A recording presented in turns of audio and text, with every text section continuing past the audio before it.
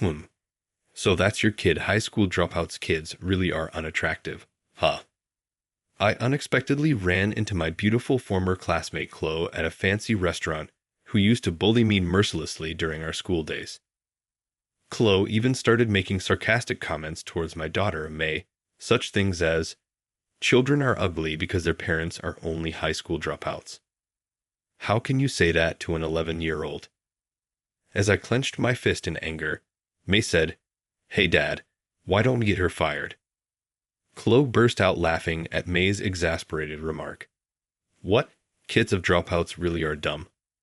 You think a little girl like you can fire me? This is what's wrong with clueless losers. Listen, there's a whole different world for low lives like you and people like me.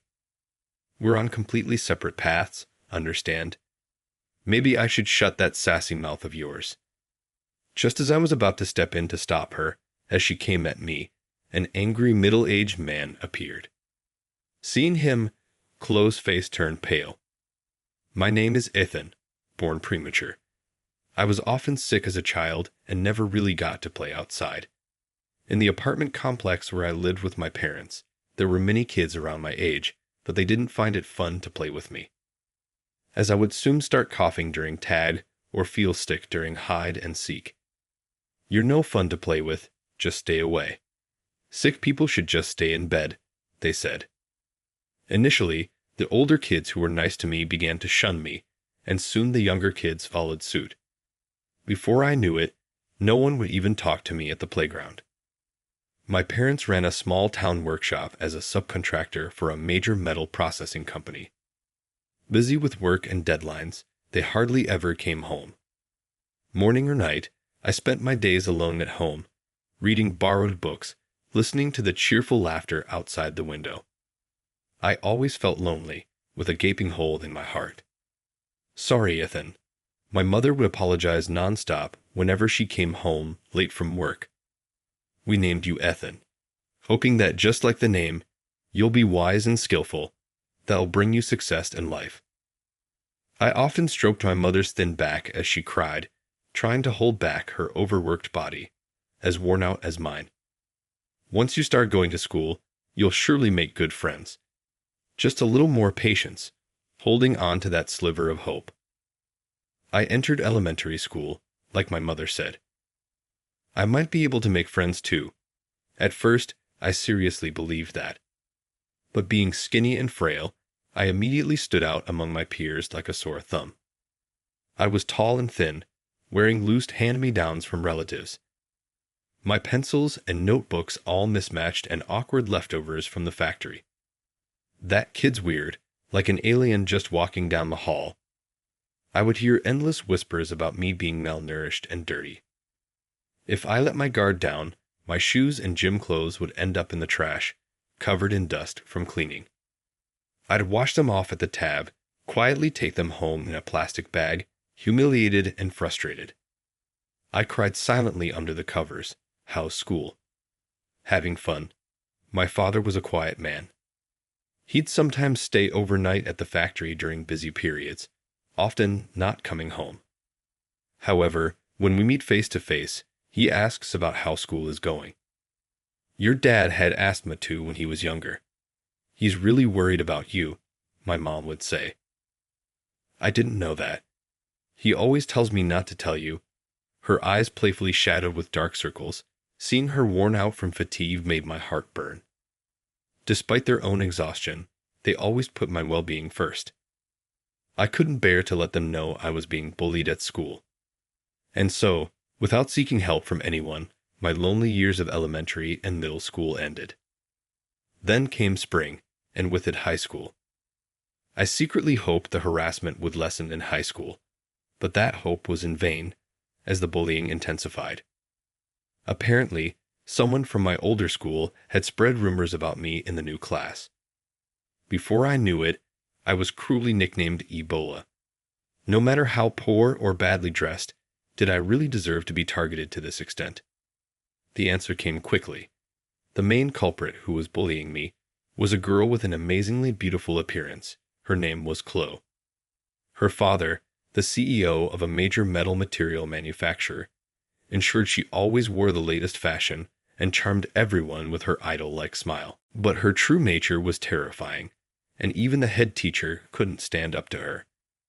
Her parents also chaired the Parent-Teacher Association. She was at the very top of the school's social hierarchy. Being in the same class as her marked the beginning of my harrowing bullying journey. "Hey," she called out during the self-study session. I reflexively looked up to find Chloe at the desk, one way, contorting her beautiful face and pinching her nose in an exaggerated manner. "You smell something unclean in this classroom, especially over there." "Oh, it's Ebola." Of course, her shrill voice echoed, and her entourage chimed in. The classroom, previously abuzz, fell silent, all eyes on me. "Didn't you hear?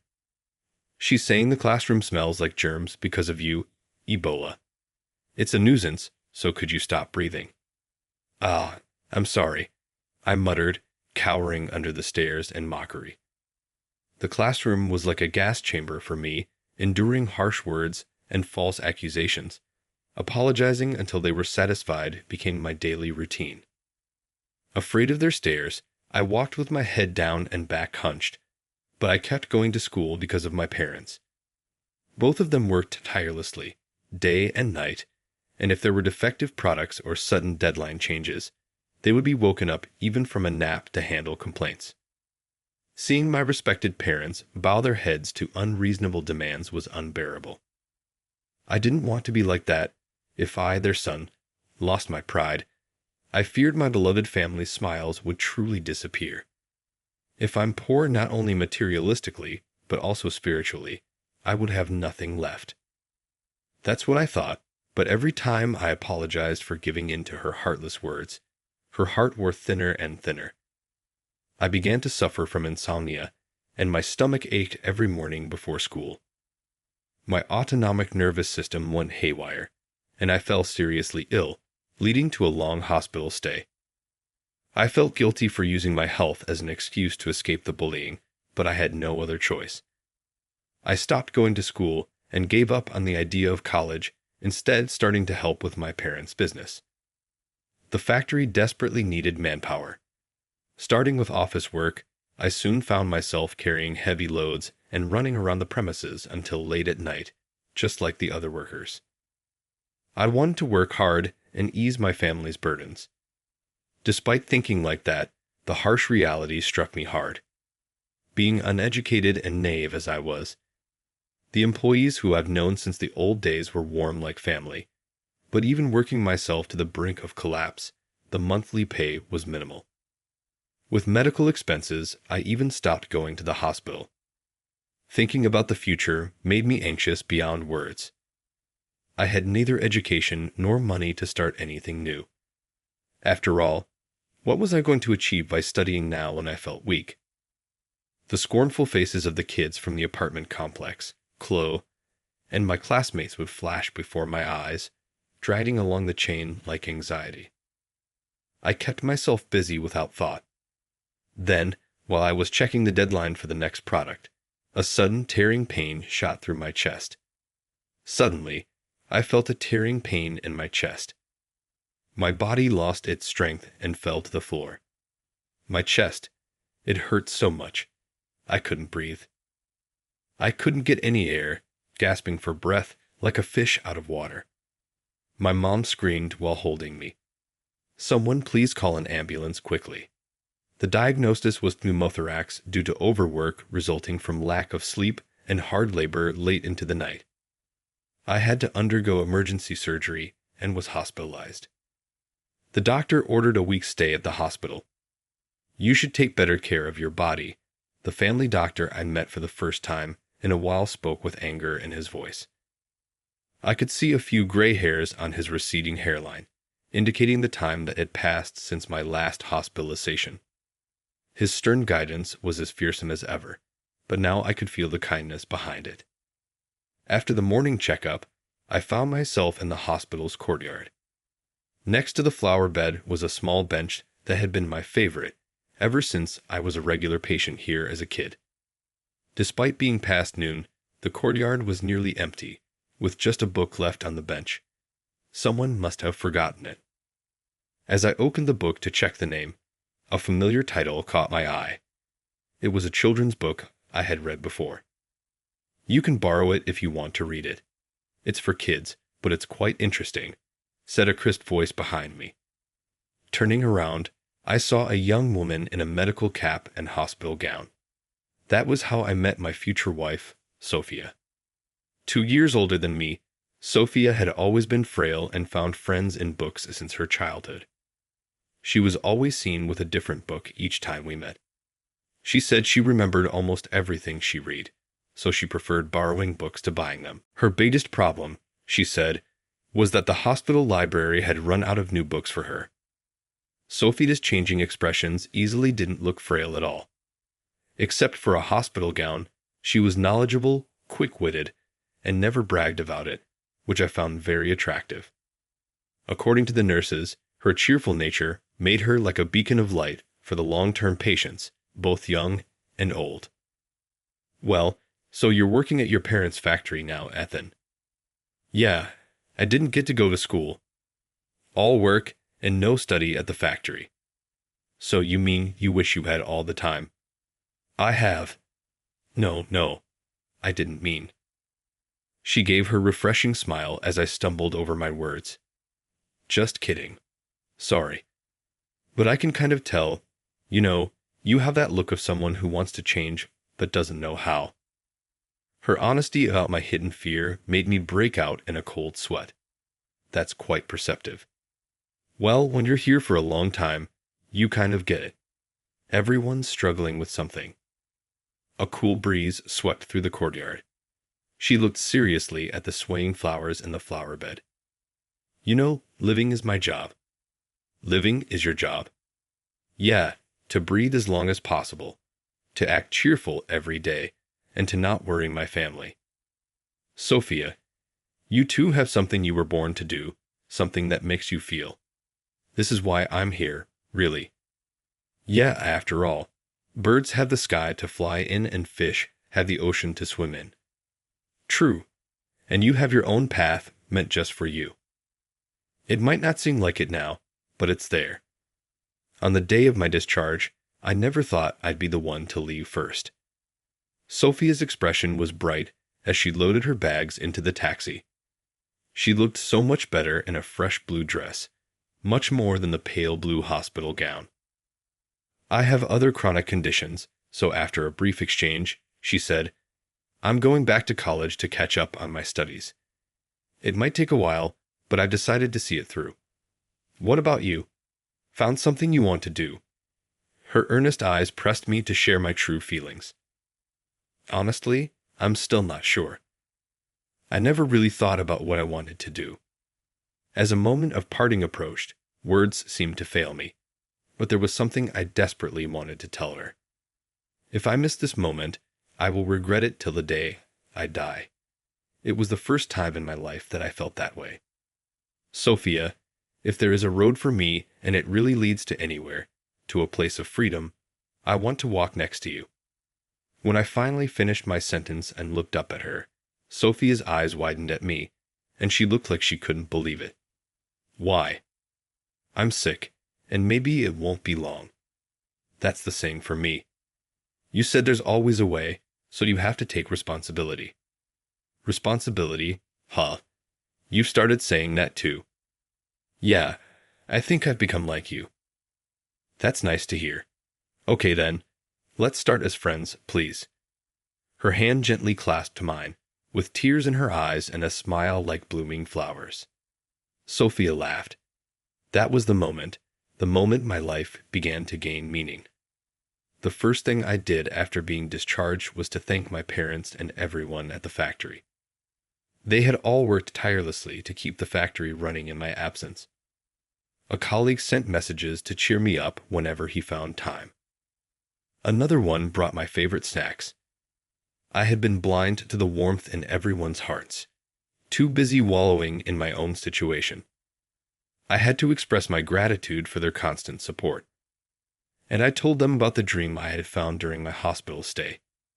Meeting Sophia gave me a dream. It might sound silly, but I finally found a path I wanted to pursue. I didn't care if anyone laughed. But as I spoke, not a single person did. Isn't this the first time? The first time you said you wanted to do something on your own. If there's anything you can do, just say it. We're like family now, right? With the understanding of my parents and coworkers, I decided to take the GED test. Whenever I had spare time, I studied and asked Sophia to teach me on scheduled days. When I didn't understand something, when I couldn't avoid working overtime, and it was almost time to leave, my colleagues encouraged me. You should go now. Today's your study day, right? Since the day I found my goal, I haven't had a single day to waste. Sophia's illness was still a constant battle of advances and setbacks. After pausing the exam, I immediately started studying for college admission. Honestly, this was the hardest part of my studies. I sought advice from those around me and desperately searched for an affordable yet good university. During this time, I encountered unfamiliar words, formulas, and diagrams, feeling nauseous with the overwhelming information. I diligently crammed everything from the basics to advanced concepts into my brain, and what is the result of forgetting to eat and sleep and study hard? Amazingly, I passed. I never fully attended school, so I thought I might have to take a gap year. I rushed to the factory where my parents were forgetting to even turn off my computer screen. To my surprise, all the employees had gathered at the factory even though it was their day off. In the break room, there was a feast that looked like my mother and Sophia had prepared it. I never expected everyone to celebrate for me. Thank you all so much for doing this for me. Don't worry about money. You'll pay us back with our future earnings. Just keep giving it your best shot from tomorrow, they said, patting me on the back vigorously. The photo of me with a tear-streaked face has become a cherished memory. Now, then came September, and I became a long-awaited freshman in college. Sophia became a new mom and I a new dad. The ceremony was not held because Sophia didn't want to. This was because that would be a physical burden on her, and she also told me, if you have that much free time, study throughout my college years. I was so immersed in studying that I could only afford a modest ring for Sophia. Despite that, Sophia gave me an irreplaceable gift. After a difficult pregnancy and morning sickness, our beautiful daughter May, who looked just like Sophia, was born. We named her after the month Sophia and I met. Juggling studies and parenting was chaotic, but we managed with the help of my family back home. I would rock May to sleep while reading textbooks and often fell asleep beside her. There were countless times I cried along with her, not knowing why she was crying. Even after graduating and starting my dream job, there was no time to rest. Most of what I studied hardly applied to my job. No matter how much I studied in theory, the practical aspects were entirely different.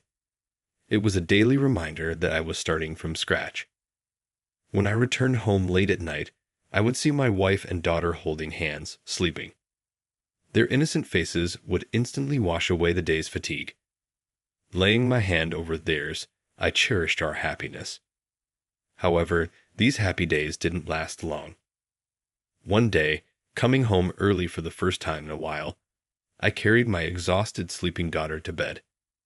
As we sat drinking tea together, Sophia said, "I have to be hospitalized again the day after tomorrow. My mom will come from our hometown to help. I'm sorry, but please take care of everything else." "Wait, you mean again?" I said. "Yes, the tumor has grown. I've been having severe headaches. When I went for a checkup, they said I need to be hospitalized immediately." "That's serious. Why didn't you tell me?" "I'll take a leave of absence first thing tomorrow morning. I'll go to the doctor with you." "Stop it." Sophia, in an unusually low voice, said something I hadn't heard from her before. "Don't underestimate me. How many years do you think I've been dealing with this illness? Remember what you told me when we first met, Ethan? What's my job? To live. You taught me that, right? So, I'll be fine. You take care of May," saying that Sophia, ever so strong, left without showing any weakness. She began her battle with the illness again, and I left most of the household duties to my mother, who came over to help. My irregular shift work meant I hardly ever saw them at home. I rarely finished work on time, and even on my days off, I was often called in. As soon as I sat down on the sofa at home, I would realize just how exhausted I was. Instant ramen has become a staple for me. After returning home, I didn't care about the flavor. I bought the same brand in bulk out of habit, a life of eating and then falling asleep. My wife would have scolded me for seeing the remains of discarded noodles. May, now in 5th grade, started preparing meals for me. Her gently flavored omelets reminded me of the taste of Sophia's cooking, which I hadn't had in a long time. May, you're really good at cooking. I can only keep going because of you, I told her. One day, as I was praising her cooking as usual, tears streamed down May's face. What are you saying, Dad? If you collapse, I'll be all alone at home. That's why I want you to get some nutrition. Please don't push yourself too hard, she said, holding on to me tightly. I realized the truth in her words.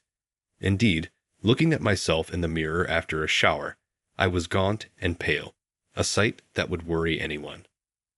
Remember, breathe as long as you can, act cheerful every day, and don't worry the family. My wife's cheerful voice from when we first met echoed in my mind. Right, I had decided to protect them. I'm sorry for worrying you, but it's okay.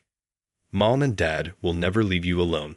I hugged May, crying, and vowed once again to protect my precious family. When I finally had some free time, I took May to a fancy restaurant. Actually, I was there for a business meeting, but it ended quickly, so we just enjoyed the meal. Even though we were more comfortable financially than before, formal settings were still unfamiliar to us. The served dishes, as reputed, were delicate and beautiful from the appetizers onwards, making May and I exchange smiles. If you eat such wonderful food, you might not want to eat at home anymore, huh, Dad? May said. No way. The food at home is the best for me, I replied. We had just left the restaurant, enjoying our blissful time when it happened. Oh my, I thought I recognized you. Aren't you Ethan? Suddenly, a shrill voice echoed through the quiet night street. Looking over, I saw the woman we had seen in the restaurant earlier, pointing and shouting at us. Even in the light, her strong-willed beauty was unmistakable, and I felt the blood drain from my body. There's no way I can forget it. Ebola. It was the humiliating name I was given back in middle school. You're dirty and unclean. Ebola suits you just fine, right? Everyone agrees, don't they? I remember the days of enduring, looked down upon by Chloe and her classmates, smirking maliciously. Even after all these years, her despicable beauty hadn't changed. In fact, her disdainful expression seemed even more intense.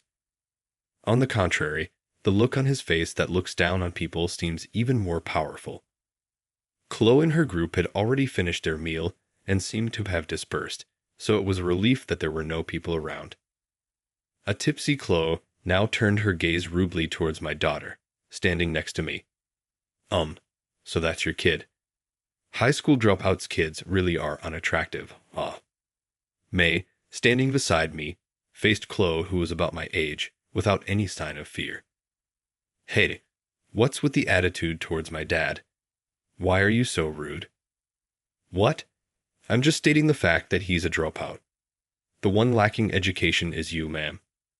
Ma'am, I can't believe this. What a cheeky brat. Dropouts really don't have any manners. Disgusting. May's face went blank at Chloe's harsh words that sent chills down my spine. It was eerie how my quiet daughter seemed more frightening than the furious Chloe. Aren't you from CN? Wait, how does someone like you know about me? Chloe, taken aback, listened as May continued. I often see you on CN. You post a lot, right? May pulled out her phone and opened the CNX app. Chloe was indeed frequently featured. Oh, that. I'm in charge of public relations at CNN. I stand out because I work at a company far removed from dropouts like you. Jealous, aren't you? Chloe seemed eager to brag about her workplace. Her eyes lit up at the mention of CNN. Hey, Dad, why don't we get her fired? I don't want to deal with a company that has such a woman. Chloe laughed at May's exasperated comment. Pah, what a stupid kid. Thinking like a brat like you can get me fired. This is why I can't stand clueless losers. Listen, someone at the bottom like you and someone like me live in different worlds. We're on completely separate paths. Get it? Huh. I don't get it because you're dumb and mean. Just because you have money and education doesn't mean you can say anything you want. Hey, May. May. Furious, May was relentless against Chloe, her pride wounded. That pissed, insolent brat. I should shut your mouth. Just as I was about to intervene, a well-dressed older man appeared. What's going on here? Chloe's eyes widened in shock. Mr. President. May quickly stepped forward. We were just having dinner with your company's president. Chloe looked back and forth between us and the president. That's not true, right? You're mistaken. This young lady here is May from the children's balanced cooking class. Chloe stood dumbfounded at the president's words. Wait, May as in the famous children's balanced cooking class? May smiled sweetly in front of the stunned Chloe. May had become known as May from the children's balanced cooking class during my wife's illness. May had cooked for me and shared the photos on social media. Her nutrition-based cooking had become a hot topic, and she is now a very popular children's cooking expert with 2 million followers. Easy cooking made with love for busy parents who tend to be nutritionally unbalanced. Her unique theme resonated with young people and housewives who eagerly replicated her recipes. She's well known just by her handle, May, even without showing her face for privacy reasons. She doesn't reveal her face, but the value of the name May has spread so much in New York that just saying May is enough for people to know who that. Wait, so if you're May, then her father is? Yeah, I studied and became a doctor after all. May's profile included my occupation, so it wasn't surprising she knew. To be honest, I'm still amazed at myself. From being treated as a germ, I became a doctor, helping others. And I specialize in neurosurgery. Every day is tough, keeping up with the latest medical knowledge, but I'm doing it all to cure my beloved wife, Sophia. The matter earlier, please consider our request, the president said, shaking our hands. He had come to offer us the documentary featured by CNN. We declined the offer, May firmly responding to the request we had left pending at the moment. Why would we deal with a company where someone like her insults my dad? She called him a dropout germ. I don't want to work with a company that allows someone to disrespect my respected father. What? That's a lie. Shut up. Got proof? Show it? I'll sue you for defamation. May then pulled out her phone. I've been recording your insults. Maybe I should share this on my TikTok. Chloe, though looking furious, couldn't intimidate May at all. True to Sophia's spirit, Chloe's face turned pale. Wait, you're paler than before. You've got some skin issues. Better get some vitamin A from broccoli and carrots. Want me to send you a recipe? I'll DM you. Chloe collapsed to the ground, defeated. Ethan, I apologize for the distress we've caused. We'll deal with Chloe appropriately. Please reconsider the documentary. Avery looked desperately at him, but he silenced her with a sharp reprimand, leading the matter to Avery. I finally walked away with May towards our home. In the end, we politely refused CNN's offer. Even if it wasn't for Chloe, I think she would still have refused that interview. Sophia is still battling illness, and the most important thing to me is Sophia. May and the family around me. Still, if our family's journey can support someone else, that would be wonderful. Thankfully, Sophia's condition is improving. We may be able to live together as a family of 3 again soon. Later, the incident Chloe caused at the TV station became a significant issue internally. She ruined the opportunity for a documentary with the famous May, which the president himself had requested. Chloe was demoted to a subsidiary company and eventually left due to spreading rumors. Looking back, my long history of being bullied may have been the prologue to meeting my beloved family. What's important is cherishing the people right in front of you, breathing as long as possible, and acting happily every day. And don't worry about your family. Sophia taught me these valuable lessons. Keeping them in mind, I believe we can overcome anything in the future. If Dad hadn't dropped out of school, maybe life would have been different, May mused on the way home. Do you regret our life now? Her furrowed brow and tearful face were endearing. Someday, if I have to do an interview somewhere, if anyone in the world asked me this question, I would answer with pride and a smile on my face. Even if I could choose again, I'd still become a dropout because I know that path leads me straight to Sophia and May.